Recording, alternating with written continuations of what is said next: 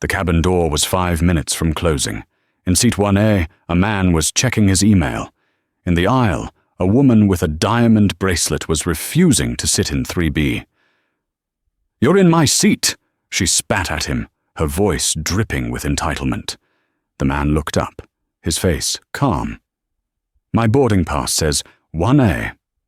The flight attendant, seeing the woman's platinum card and the man's quiet demeanor, made a fatal choice. "Sir, to avoid a delay, would you mind moving?" The man looked at the attendant, then at the woman, and simply said, "No." When the woman shrieked for security, the man made a single phone call. 5 minutes later, the captain's voice came on the PA. "Ladies and gentlemen, this flight is grounded." The man wasn't just a passenger. He was the black CEO who owned the airline, and he was about to teach them all a lesson in karma.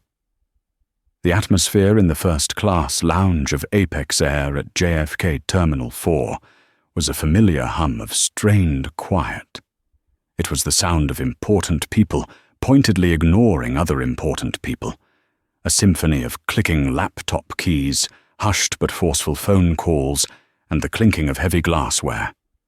Julian Vance sat in a corner, observing. To anyone glancing, he was just another traveler. He wore dark, well-fitted jeans, a simple charcoal grey cashmere sweater, and a pair of discreet Oliver Peoples glasses. His only luggage was a sleek, black leather duffel that probably cost more than the armchair he was sitting in, but it bore no logos. Julian Vance didn't need logos. At 44, he was the new majority stakeholder and CEO of Apex Air Holdings, the parent company of the very airline he was about to fly. He was 2 months into the job, having bought a controlling interest after a hostile takeover, and he was still in his listening tour phase. He flew commercial, often unannounced, to see the rot for himself. And he always found it. He saw the gate agent, Sandra, give a strained smile to a passenger.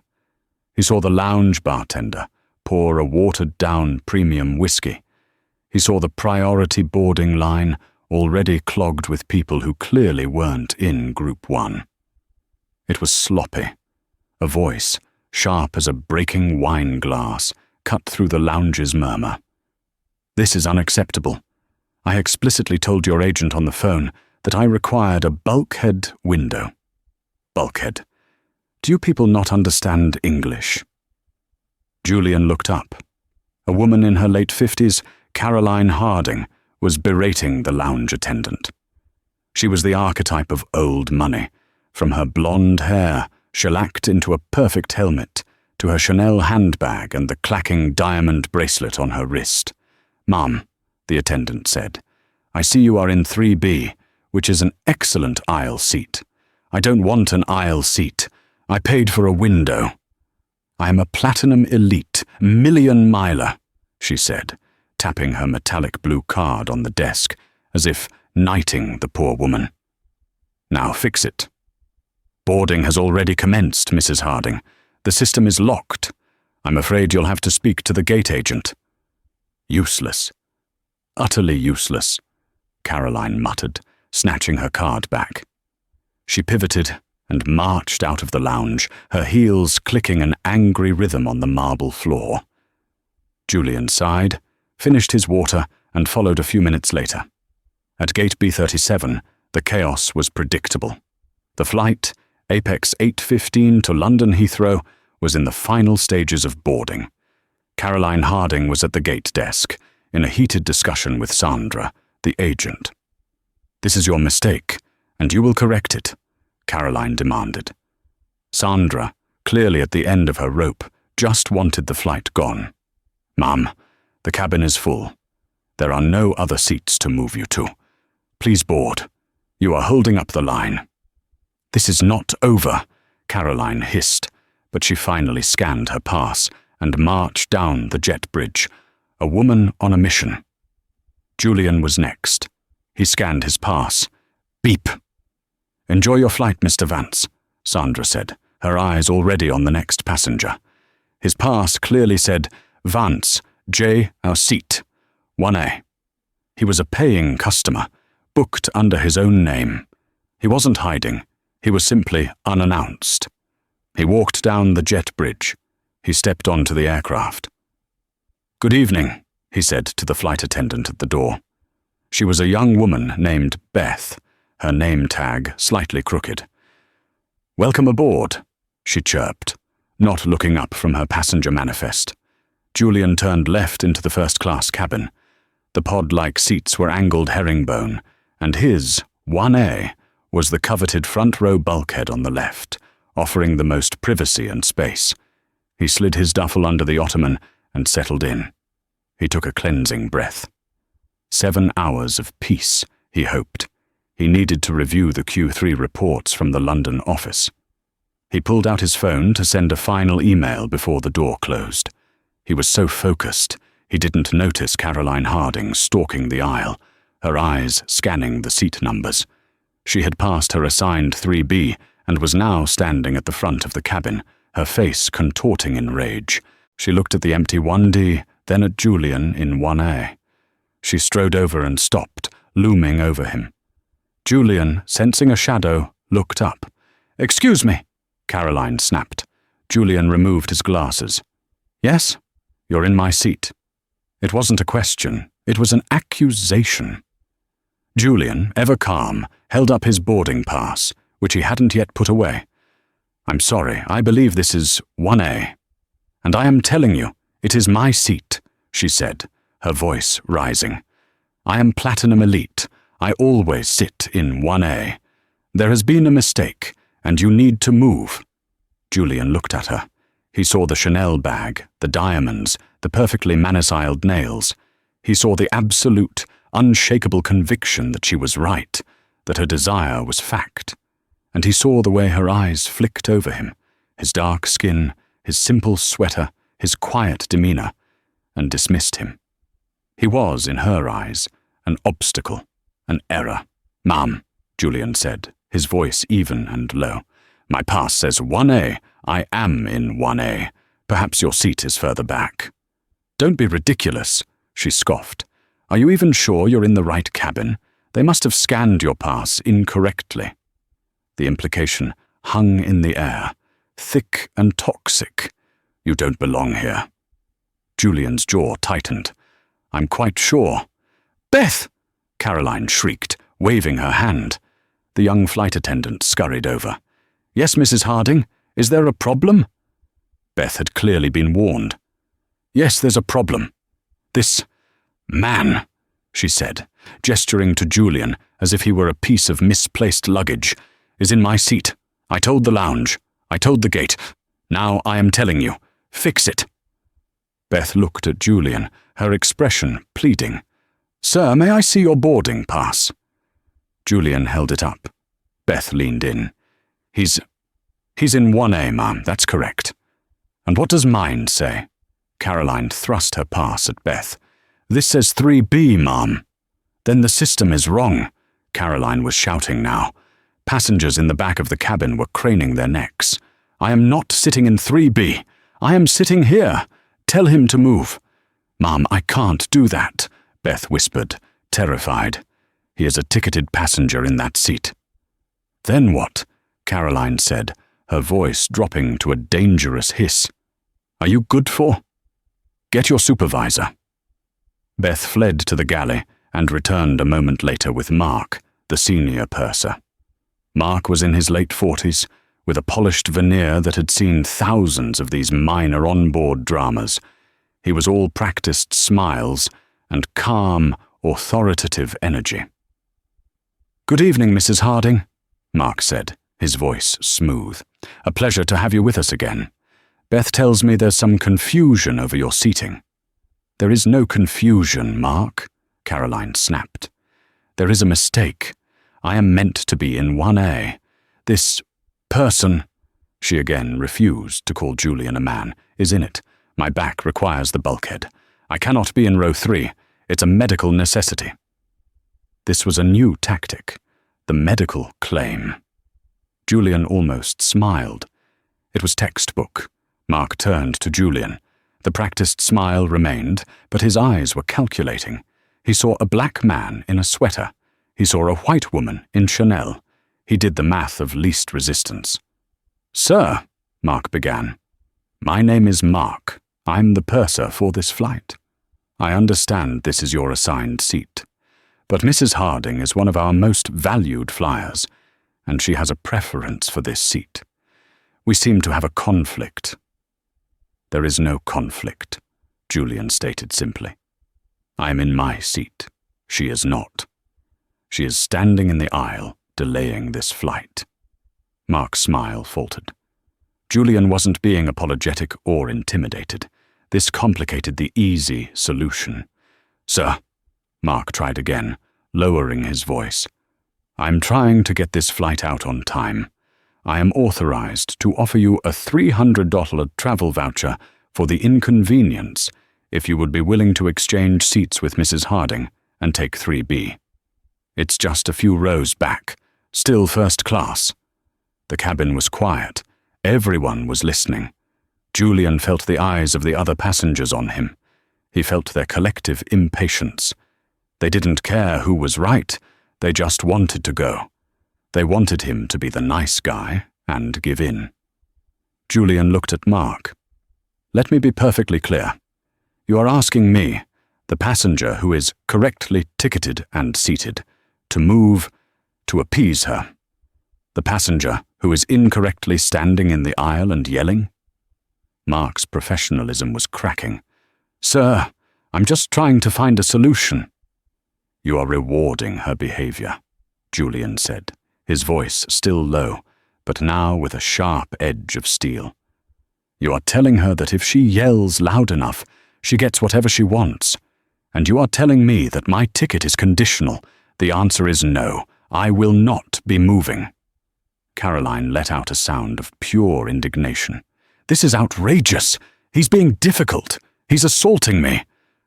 "I have not moved, spoken, or touched you, ma'am," Julian said, looking back at his phone. "You are the one creating this scene." "He's being aggressive," she shrieked at Mark. "He threatened me. I don't feel safe. Mark, you must remove him. He is a security threat." This was the magic word. Security threat. Beth, the junior attendant, gasped. Mark's face went pale. This had escalated beyond a seating dispute. A passenger claiming to feel unsafe required a new protocol. "Sir," Mark said, his tone now hard, "the passenger has made a claim that she feels threatened by you." Julian looked up from his phone, his eyes cold. "And you, as the purser, are validating that claim. A claim she made up, right in front of you, because I refuse to give her my seat. Is that the official position of Apex Air?" Mark was trapped. If he backed down, Caroline would claim he ignored a security threat. If he escalated, he'd be removing a passenger from his correct seat. He made the choice he'd been trained to make his whole career: appease the loudest, most valuable customer. "Sir, I'm going to have to ask you to gather your things and come with me to the galley." "No," Julian said. "I am not moving. I'm a paying passenger in my assigned seat, and I have done nothing wrong. She is the one causing the disturbance. Handle her." "He's refusing," Caroline cried, victorious. "He's non-compliant. Get security. Get him off this plane." Mark, seeing no other way out, nodded to Beth. "Call the gate. Tell them we need assistance. Passenger non-compliance." Julian watched Beth hurry away. He looked at Mark, who refused to meet his gaze. He looked at Caroline, who was smirking, already reaching to pull her own bag into the overhead bin above 1A. She thought she had won. "You've made a terrible mistake," Julian said quietly. "Just get out," Caroline hissed at him. "People like you always try to play the victim." 2 minutes later, 2 airport security officers, not police, but the uniformed contract guards for the terminal, stepped onto the plane. "This is the one," Mark said, pointing at Julian. pointing. He's refusing to leave his seat and is causing a disturbance. Sir, the first guard said, a beefy man named Johnson, we're going to have to ask you to come with us. Julian looked at the guard, at the smirking woman, at the spineless purser. He had seen enough. The rot was deep. Very well, Julian said. He didn't stand up. Instead, he reached into his pocket and pulled out his phone. What's he doing? Caroline said, impatient. Just drag him out. Julian held up one finger, silencing the entire cabin. He unlocked his phone and hit a single number on his favorites list. The call connected on the first ring. Jessica, it's Julian Vance. His voice was perfectly calm. There was no hello, no preamble. The security guards paused. The name Julian Vance meant nothing to them. But the tone was absolute authority. I am on Apex Flight 815, Gate B37, JFK. I need you to do 2 things for me right now. Caroline rolled her eyes. Oh, who are you calling? Your lawyer? They can't help you, buddy. You're getting off this plane. Julian ignored her, his eyes locked on Mark, the purser. First, Julian continued into the phone, I want you to call Central Operations. I want you to give them a code 0 tolerance. That's the authorization. Ground this flight, effective immediately. Mark's blood turned to ice. Code 0 tolerance. That was a code he'd only read about in operations manuals. It wasn't for weather. It wasn't for maintenance. It was the CEO-level code for a catastrophic operational or security failure. It meant stop everything. Grounded? Caroline scoffed. You can't ground a flight? What a lunatic. Second, Jessica, Julian said, his voice dropping. Get me Captain Miller on the cockpit line. Patch him through to my cell. Now. The security guard, Johnson, looked at his partner. This was wildly outside their drunk passenger script. Mark, shaking, stepped forward. Sir, who are you? Julian held up his hand as his phone buzzed. He clicked over. Captain Miller. The cabin was so quiet they could hear the faint, tinny voice of the pilot on the other end. This is Captain Miller. Who is this? Captain, Julian said, his voice now a command. This is Julian Vance. I am the CEO of Apex Air Holdings. I am currently seated in 1A on your aircraft. A dead, profound silence filled the cabin. Caroline Harding's smug, victorious smirk didn't just fade, it shattered. Her face went ashen. Beth, the junior attendant, brought her hand to her mouth, a small O escaping. Mark, the purser, looked as if he'd been struck by lightning. His skin was waxy, and a fine sheen of sweat popped up on his forehead. Sir, the captain's voice was now sharp, alert. Yes, sir. I'm getting a high-level alert from operations right now. A 0 tolerance grounding. Is that from you? That is correct, Captain, Julian said. We have a critical operational failure and a severe breach of protocol in the first-class cabin. A passenger has been threatened, and your crew has not only failed to de-escalate, they have sided with the aggressor. I am invoking a 0 tolerance, safety, and compliance review. You are not to close the main cabin door. You are not to disengage the jet bridge. This flight is grounded, effective immediately, pending my direct, personal authorization. Do you copy? Yes, Mr. Vance, the captain replied instantly. Copied. We are holding at the gate. The door will remain open. What do you require? I require you to stay put. I'll handle it from here, Julian said, and hung up. He put his phone down on the armrest. He looked at the 2 security guards. Gentlemen, your services are no longer required for me. He then turned his gaze to Mark. You, purser. What is your name? Mark Jennings, sir, he stammered. Mark Jennings. You and flight attendant. Beth, you are relieved of duty, effective immediately. Sir, You are not to speak, Julian commanded, his voice not loud, but it filled the cabin. You witnessed a passenger, Mrs. Harding, attempt to force a ticketed passenger from his seat. You witnessed her make false claims of medical necessity. You witnessed her make veiled, discriminatory remarks.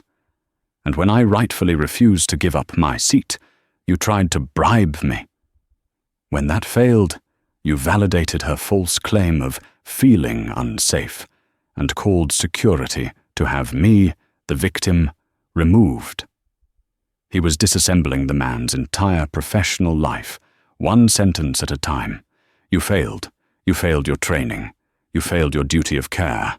And you failed this airline. He then turned his cold, furious gaze on the woman who started it all. Caroline Harding was frozen. The color had drained from her face, leaving only her makeup, a garish mask of shock. Mrs. Harding, Julian said. She tried to speak. I didn't know. You didn't know what? That the black man in the sweater you were trying to bully was the man who owns the plane? No, it was a mistake. The gate agent.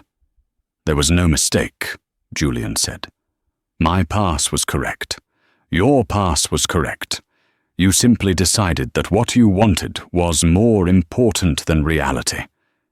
You decided that your platinum card gave you the right to harass another passenger. You assumed, he leaned in slightly, that I didn't belong here. And this crew, he gestured to Mark and Beth, they assumed the same thing. Julian looked back at the security guards. Gentlemen, my orders have changed. Escort this woman, he pointed directly at Caroline, off my aircraft. She is a non-compliant passenger. She is trespassing. The security guard, Johnson, didn't hesitate. He had his new orders, and they came from a source far higher than the purser. Ma'am, please gather your belongings. You need to come with us.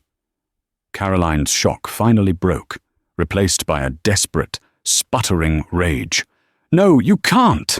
This is absurd. I am a customer. I am a platinum member. My husband is David Harding. He runs Harding Capital. We have a corporate account. You cannot do this. I can, Julian said, and I am. You are a disturbance. You are a liability. And you are, as of this moment, no longer welcome on Apex Air. This is discrimination. This is because I'm a woman, she shrieked. This is a consequence, Julian replied, his voice flat. You slandered me, you lied to the crew, and you attempted to have me forcibly removed from a flight because you didn't get the window seat you wanted. Now, you will be removed. I'll sue you. I'll sue this whole airline. You'll be ruined. You'll be hearing from my lawyers. I look forward to it, Julian said. He turned to the guards. Now. Johnson and his partner took her by the arms. She wasn't just being asked, she was being removed. Get your hands off me. This is assault. You'll rue this day, she hissed, her face contorted. As they physically pulled her past seat 1A, she spat at Julian. You thug! The word hung in the air, the final, desperate venom of a woman who had lost all power. Julian just watched her, his expression unreadable. The guards dragged her up the aisle and onto the jet bridge. The entire cabin, first, business, and even economy passengers who were craning their necks, watched in stunned silence. A moment later, the PA system clicked on. Ladies and gentlemen, this is Captain Miller. We do apologize for the disturbance. We are currently holding at the gate due to an operational review. We will provide an update as soon as we have one. The entire plane let out a collective, frustrated groan. This grounding wasn't just for Caroline, it was for everyone. A man in 2C who had been watching the whole thing leaned over. He was a businessman in a suit. "Hey, pal. Look, she was a nightmare. We all saw it. But you grounded the whole flight? You're delaying hundreds of people just because she was rude to you? Seems excessive." Julian turned his attention to the man, and then to the other passengers in the first-class cabin, who were looking at him with a mixture of awe and annoyance. He stood up. "My apologies to all of you," Julian said, his voice projecting through the cabin. "And my apologies to every passenger on this aircraft. My name is Julian Vance, and I am the new CEO of this airline. This delay is not my first choice, but it is a necessary one." He gestured toward the galley, where Mark and Beth were standing, pale and trembling. "What you just witnessed was not a simple passenger dispute. It was a failure of our culture. It was a demonstration of a rot within my company that I am here to fix. You saw a crew, my crew, who were willing to discriminate against a ticketed passenger." He tapped his own chest, and attempt to remove him from his rightful seat to appease another passenger who was, simply, louder, who they perceived as more valuable. He looked at Mark. "The policy is clear. The ticket is the contract. 1A was mine. 3B was hers. His job," he pointed at Mark, "was to enforce that. His job was to tell Mrs. Harding to take her seat or be removed. He failed. He chose prejudice, or at best, professional cowardice, over policy. So yes, this flight is grounded," Julian continued. "Because this crew," he looked at Mark and Beth, "is not qualified to fly this plane. They are not qualified to make safety decisions, because they cannot even make a simple policy decision. They are a liability. They will be replaced. That is why we are delayed." He looked at Mark and Beth, his expression now one of professional finality. "Get your things, both of you. An operations manager and HR representative will be meeting you at the jet bridge. Your IDs are revoked, pending a full investigation." Beth burst into tears. Mark just nodded, his face slack with shock. They looked like ghosts as they gathered their personal items from the galley, did the walk of shame past Julian, and stepped off the plane. Julian sat back down in 1A. He pulled out his phone again. The man in 2C just shook his head. "Wow. Okay. I get it." "Wow." Julian hit his contacts. "Jessica, get me Robert Mancini. Yes, the president of U.S. operations. I don't care what time it is in Chicago. Get him on the line. And I need a replacement purser and flight attendant for Apex 815 at B37, JFK, immediately." He was just getting started.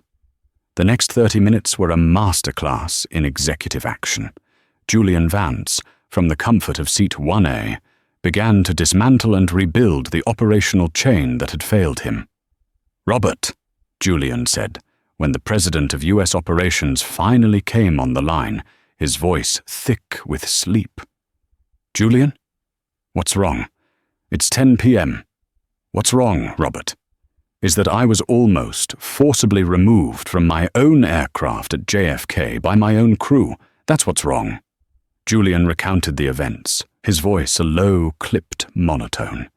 He didn't embellish. He didn't need to. The facts were damning enough. On the other end of the line, Robert Mancini went from sleepy to mortified. "My God, Julian, I'm speechless. I'm getting on the first plane to New York. I'll handle it personally." "No," Julian said. "You'll handle it now. I want the terminal manager, the gate agent Sandra, and the 2 security supervisors for Johnson and his partner in a conference room in 1 hour. I want to know why their first instinct is to escalate, not de-escalate. I want to know why the purser's word is enough to have a paying passenger physically confronted. Yes, sir, right away. What about the flight?" "I've grounded it. I'm waiting for a new crew. This flight will be delayed by, I estimate, 3 hours, which means we've missed our landing slot at Heathrow. I'll get the operations team to secure a new one. You do that, Julian said. And Robert, pull the file on Caroline Harding, Platinum Elite. Find her husband, David Harding of Harding Capital. I want to know the size of that corporate account. I'll be calling him personally. Julian, the account it's substantial. Over $10 million a year. Good, Julian said. Then he'll definitely take my call. He hung up. The plane was a pressure cooker. The air conditioning had recycled the same stale, tense air for an hour. Passengers were complaining. Babies were crying. The new reality of a 3-hour delay was setting in. Finally, the new crew arrived. A crisp, older purser named David stepped on board, his face a mask of hyper-professionalism. He walked straight to 1A. Mr. Vance, I'm David. I'll be your purser for this flight. We are deeply sorry for the experience you have had. David, Julian said, just get this plane in the air, safely, and treat every passenger with respect. That's all I ask. Yes, sir. David immediately went to the PA. Ladies and gentlemen, this is your new purser, David. Captain Miller has informed me we have a new landing slot at Heathrow. We are fueling for the revised flight plan and will be closing the main cabin door in 10 minutes. Our crew will be passing through the cabin with refreshments. We sincerely apologize for this extensive delay. We, and Apex Air, will do better. It was the right message. Calm, apologetic, and forward-moving. The flight finally took off, 3 hours and 20 minutes late. Julian did not sleep. He worked. He drank black coffee. He typed emails at a furious pace. The new crew treated him with the terrified deference one would reserve for a king visiting a plague-ridden village. Meanwhile, on the ground, the karma for Caroline Harding was just beginning. When she was escorted to the gate, she was met by Sandra, the gate agent, who was now accompanied by the terminal manager. Mrs. Harding, the manager said, we are processing a full refund for your ticket. A refund? I don't want a refund. I want to be on that plane. I want him arrested. That will not be possible, the manager said, his voice cold. He'd just gotten off the phone with his boss, who had just gotten off the phone with Robert Mancini. The chain of terror was efficient. Furthermore, we have been instructed by Apex Corporate to inform you that your A-Advantage account and Platinum status have been suspended, pending review. Suspended? You can't. And, the manager continued, due to your belligerence and your physical actions against the crew. He was bluffing, but she had been yelling and gesturing. We have filed a non-compliance report. You are banned from JFK Terminal 4. This hit her harder than the flight ban. This is, I'm calling my husband, she stormed off, dialing her phone. The real karma, however, was for Mark and Beth. They were sitting in a windowless HR room. The investigation was short. Did you, the HR rep asked, ask Mr. Vance to move from his ticketed seat? Yes, but, Mark began. And did you, the rep continued, call security on him when he refused? Mrs. Harding claimed she felt unsafe. Did you feel he was a threat, Mark? Mark was silent. He hadn't. He had just wanted the problem to go away. You're suspended, both of you, without pay, indefinitely, pending a full review by the FAA and corporate. Hand over your badges. Beth's career, barely begun, was over. Mark's 20-year run of seniority and privilege was gone, all because they took the easy way out. The plane landed at Heathrow at 11:00 a.m., hours late. As passengers deplaned, many of them, the ones who had heard his speech, nodded to Julian. The man in 2C gave him a small salute. Well handled, boss. Julian was met at the gate, not by a car, but by his London-based executive team. They had been tracking the incident all night. His reputation had preceded him. He was no longer just the new CEO. He was the man who grounded his own flight. He was decisive. He was ruthless. And, to the rank and file, he was fair. But the story wasn't over. A passenger in business class, a well-known tech journalist named Sarah Jenkins, had recognized Julian after he made the call. She hadn't heard his speech, but she had seen the woman removed. She had seen the crew replaced. She had spent the last 4 hours of the flight piecing the story together from other passengers. By the time Julian was in his car heading to the London office, her story had hit the web. Headline: Apex Air. CEO grounds own flight at JFK after racist passenger demands his seat. The story went viral. It was picked up by every major news outlet. By noon, Caroline Harding was trending on Twitter. The brief, blurry video clips passengers had taken of her yelling, of her being escorted off, were everywhere. She was the new Karen, a global symbol of white entitlement. The karma that followed was swift and brutal, far beyond anything Julian could have orchestrated. David Harding, her husband, woke up to 100 Google alerts and a call from his head of PR. The Harding Capital corporate account with Apex Air wasn't just $10 million. It was their primary carrier for all executive travel. His call to Julian Vance was not the one he'd expected to make. "Mr. Vance," David said, his voice strained. "David Harding, I've seen the news. On behalf of my wife, I am profoundly apologetic. Her behavior was inexcusable, appalling." "It was," Julian agreed. I hope this won't affect our corporate relationship. Caroline, she's not herself." "Mr. Harding," Julian said, "your wife, herself, attempted to have me arrested because I wouldn't give her a seat she didn't pay for. She racially profiled me, and she put my crew in an impossible position, one they failed. As for our corporate relationship, I'm having my team review all of our contracts. We're in the business of aviation, not in the business of catering to the whims of abusive passengers, regardless of who they're married to." David Harding was silent. He knew what that meant. He was, at minimum, going to pay a premium. More likely, he'd be forced to move to a competitor, one that would not be happy to get Apex's cast-offs. "I understand," he said, defeated.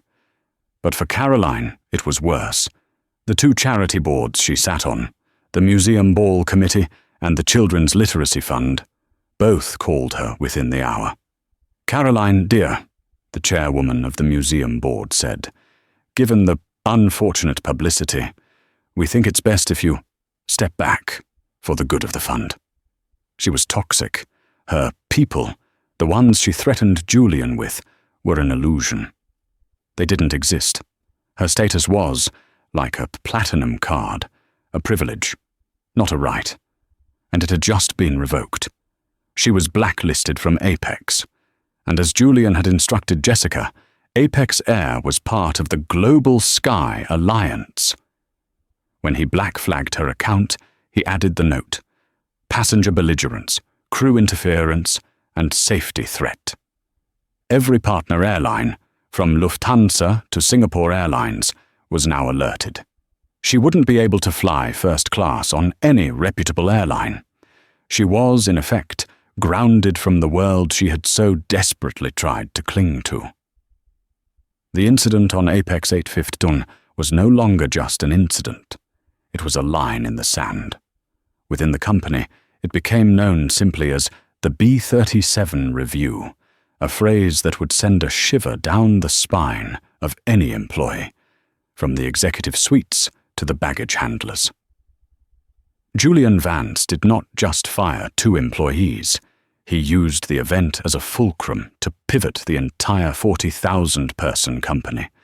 The rot, as he'd called it, was being systematically cauterized. His first act was to tear up the existing passenger conflict training manual.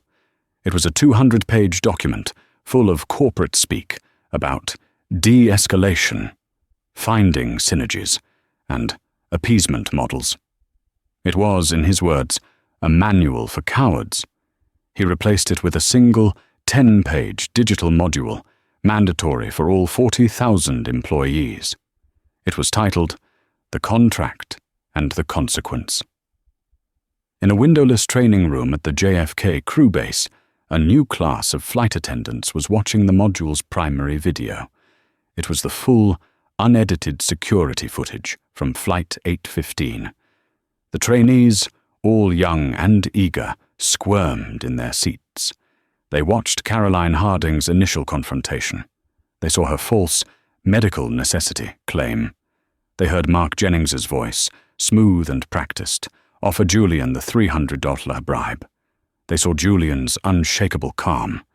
And then they saw the moment that made them all to gasp. Mark, his face pale and set, pointing at the seated Julian and telling security, "This is the one."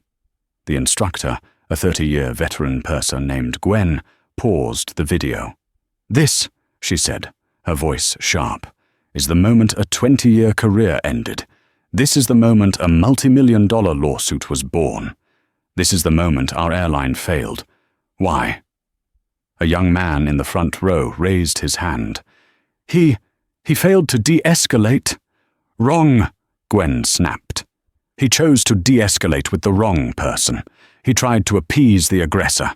He saw a platinum card and a Chanel bag, and he saw a black man in a sweater. He made a value judgment. He bet on the wrong horse. At Apex Air, we no longer bet. We read."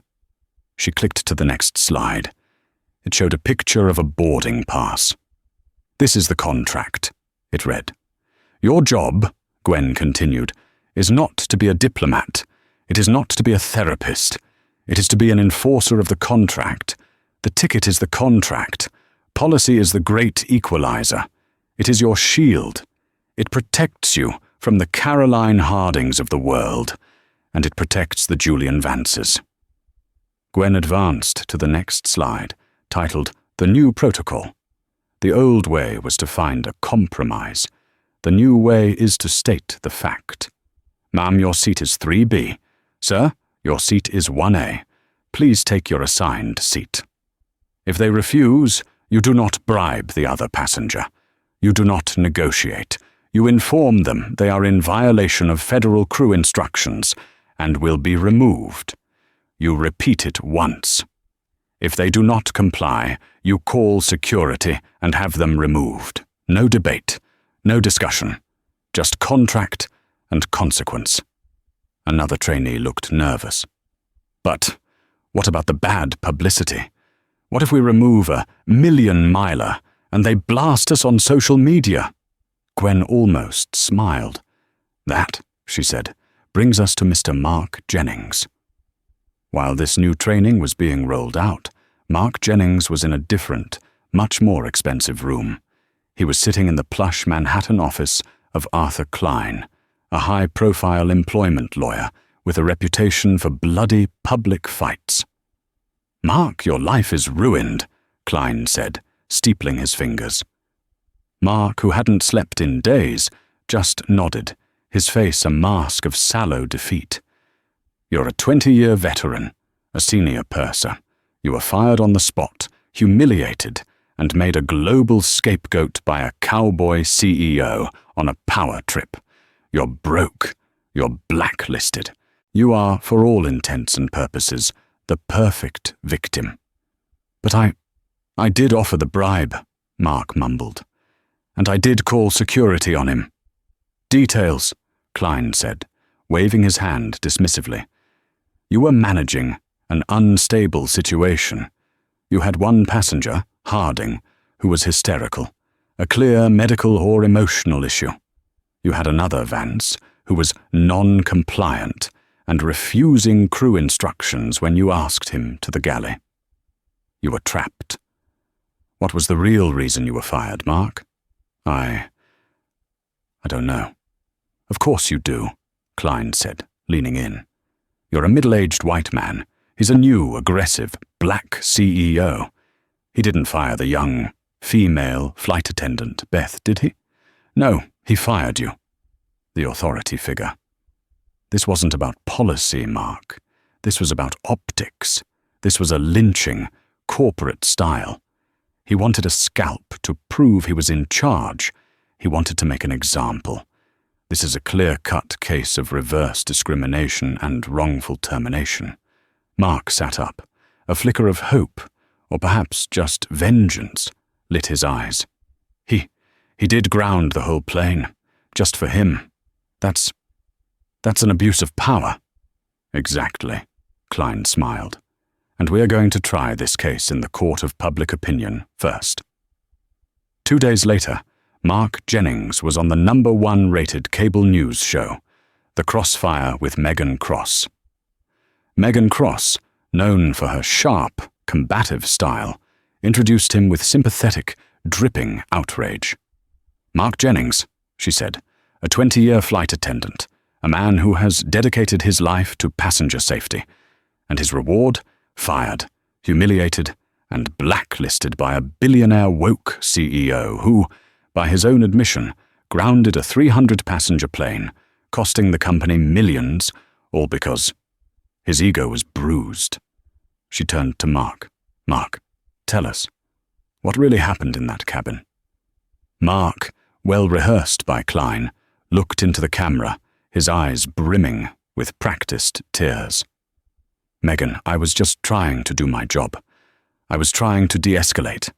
I had a passenger, Mrs. Harding, who was clearly unwell. And I had Mr. Vance, who was difficult, aggressive.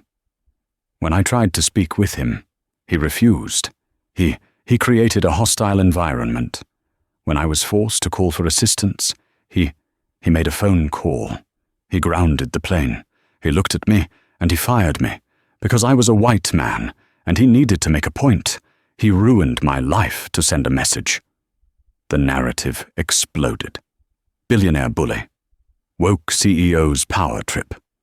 Reverse discrimination at 30,000 feet. The Apex air stock, which had climbed, began to wobble. The PR department was in a full-blown panic. Social media, which had celebrated Julian's boss move, was now questioning his methods. Had he gone too far? Was he a hero, or just another out-of-touch billionaire a-hole? In the Apex boardroom, the atmosphere was funereal.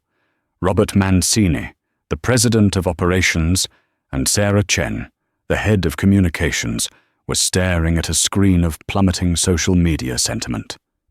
Julian, this is a disaster, Sarah said, pacing. Klein is brilliant. He's painted Mark as the victim and you as the villain. David versus Goliath. And we are Goliath. The reverse discrimination angle is sticking. We need to settle. We need to make this go away.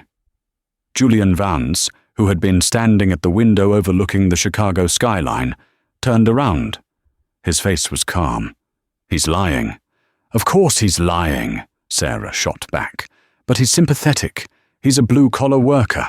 You're a CEO who just bought a controlling interest. You can't win this fight. Yes, we can, Julian said, because Goliath has a video camera. He looked at Sarah. Book a press conference. Book the biggest ballroom at the Hilton. Invite everyone, every major network, every newspaper. And I want Megan Cross in the front row. We're not going to make this go away. We're going to end it. The next day, the ballroom was packed. It was the biggest corporate PR event of the year. Julian Vance walked onto the stage alone. No podium, just a single chair and a massive screen behind him. He sat down. He wore a simple dark suit. Good morning. Thank you for coming. His voice was quiet, but it filled the room. We are here today because of a lie. A very public lie, told by a former employee, Mr. Mark Jennings. He claims he was a victim. He claims he was fired for his race. He claims I was the aggressor. He claims he was just doing his job. I am not here today to tell you he is lying. I am here to show you." The giant screen lit up. "Let's start at the beginning," Julian said. "This is Mrs. Caroline Harding at our gate, 30 minutes before the flight. Mr. Jennings claimed she was just unwell." The screen played the audio from the gate agent's desk. Caroline's voice, sharp and venomous. "This is unacceptable. I paid for a window. Do you people not understand English? Useless. Utterly useless." The press corps scribbled. "This," Julian said, "is not an unwell passenger. This is an aggressive passenger with a clear pattern of behavior." "Next," Julian said, "the cabin. Mr. Jennings claims I was aggressive and non-compliant." The screen split. One side showed the cabin footage. The other showed a new angle, a high-def file from the bulkhead camera. They saw Julian calmly show his pass. They heard Caroline's escalating shrieks. "Now, watch Mr. Jennings' de-escalation technique," Julian said. The audio was crystal clear. "Authorized to offer you a $300 travel voucher for the inconvenience." Mr. Jennings's first move, Julian narrated, was not to enforce policy. It was not to tell Mrs. Harding to take her seat. It was to try and bribe me, the correct passenger, to appease the incorrect one. Is that de-escalation, or is that rewarding an aggressor? The room was silent. "But now," Julian said, his voice dropping, "we come to the central lie of Mr. Jennings's claim. He claims I was the threat. He claims Mrs. Harding felt unsafe. Let's watch the moment he made that security judgment." He played the clip, Caroline shrieking, "I don't feel safe. He's aggressive." "Please," Julian said, "watch me. The aggressor." On the screen, Julian Vance was sitting perfectly still, looking at his phone. He hadn't moved. He hadn't spoken. "I am sitting. I am not moving. I am not speaking," Julian narrated, his voice like ice. "Now, watch Mrs. Harding lie. And now, watch Mr. Jennings validate her lie and call security. He was the one with the power, and he aimed it at the wrong person." "Finally," Julian said, "Mr. Jennings claims he was just calling for assistance. He claims he was trapped. Let's listen to the actual audio file from his call to the gate." The audio played, Beth's panicked voice. "He's refusing." And then Mark's, cold and final. "Just call them. Tell them passenger non-compliance. Tell them we need him removed." The audio ended. Julian stood up. "Mr. Jennings did not call for assistance. He called for my removal. He lied to the gate. He lied to security. And he lied to all of you. He did not identify the real threat, Mrs. Harding. He identified the victim, me. He wasn't fired for his race. He was fired for his cowardice. He was fired for his incompetence. He was fired because he failed his one job, to protect all passengers, not just the ones who look like him." He looked directly at Megan Cross in the front row. Mr. Jennings's 20 years of service were 20 years of training. He had 2 decades to learn how to do his job. He proved, in 2 minutes, that he never had. At Apex Air, we no longer make that choice. We are done with that culture. Your status gets you a better seat, not a different set of rules. Thank you. I will not be taking questions. Julian Vance walked off the stage. The fallout was instantaneous. By the time he was back in his car, Arthur Klein had retracted the lawsuit and issued a public apology. Megan Cross was forced to air a humiliating, on-air retraction of her reverse discrimination story.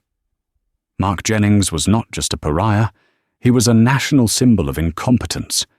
He would never work in aviation or any service industry again. The stock for Apex Air Holdings didn't just rebound, it soared to an all-time high. Passengers wanted to fly an airline with a backbone. Bookings, especially from business travelers tired of Karen incidents, spiked 30%. But Julian's work wasn't quite done. Beth, the junior flight attendant, was brought in. She had been on indefinite, unpaid suspension. "You froze," Julian said to her, not unkindly. He was in his office, not a boardroom. "Yes, sir," she whispered, crying. I was scared. Of her, of Mark. He was my senior. I was trained to defer." "You were trained wrong," Julian said. "You had a choice. You could have backed the policy. You could have quietly called the gate yourself and reported Mark for offering a bribe. You did nothing." "I know, sir. I'm sorry." "I believe in second chances, Beth. I do not believe in third ones. You are being enrolled in the new B-37 training module, followed by 12 weeks of retraining. You will be on probation for 1 year. You will learn to trust the policy over the purser. If you can do that, you have a future here. If you can't, you don't. Is that clear?" "Yes, sir. Thank you, sir." "Thank you." She wept, relieved. 6 months later, Julian Vance was on a short flight from LaGuardia to Chicago. He was in 1A. The plane was full. Boarding was almost complete when a man in an expensive suit, talking loudly on his phone, rushed onto the plane. He glanced at his pass, which read 2D. He looked at the empty seat next to Julian, 1D, which was being held for crew rest. "Hey," the man said to the flight attendant, Maria. "Can I just take this one? More legroom. I'm Platinum Elite." Julian didn't even look up from his report. He just listened. Maria, a new hire who had just passed her B-37 module, didn't even blink. "Sir, your assigned seat is 2D. This seat is reserved." "Come on," the man scoffed. "What's the big deal? No one's in it. Just let me sit there." Maria stepped into the aisle, blocking his path. Her voice was firm, polite, and absolutely final. "Sir, the policy is clear. Please take your assigned seat, 2D. If you refuse, you will be in violation of crew instructions, and I will be forced to have you removed from this aircraft." The man stared, stunned by her directness. He looked for an ally, a Mark who would appease him. He saw only a flight attendant with a spine of steel. "Fine." "Geez, just asking," he grumbled. He shuffled past her and squeezed into 2D. Maria turned to Julian. "Mr. Vance, welcome aboard. Can I get you a coffee before takeoff?" Julian looked up from his report. He gave her a small, genuine smile. "Thank you, Maria. That would be perfect." He leaned back and closed his eyes. The cabin door sealed. The ship was turning. What you just heard isn't just a story about a bad passenger. It's a story about power. Caroline Harding thought her privilege gave her power. The flight crew thought their authority gave them power. But they were all wrong. True power isn't about yelling the loudest or having the most expensive handbag. It's about quiet conviction. It's about knowing your worth and holding your ground. Julian Vance didn't raise his voice. He raised the standard. He showed that karma isn't some magical force. It's the result of choices. The crew made their choice. Caroline made hers. And Julian, he made his. This is what happens when entitlement meets true authority. The system isn't always fair. But as this story shows, sometimes, just sometimes, the right person is in the right seat at the right time. What did you think of the crew's decision? Was Julian's response too extreme, or was it exactly what needed to be done? Let us know your thoughts in the comments below. And if you love stories about justice and karma, make sure you hit that like button, share this video with someone who needs to see it, and subscribe for more true life stories where the powerful are held accountable.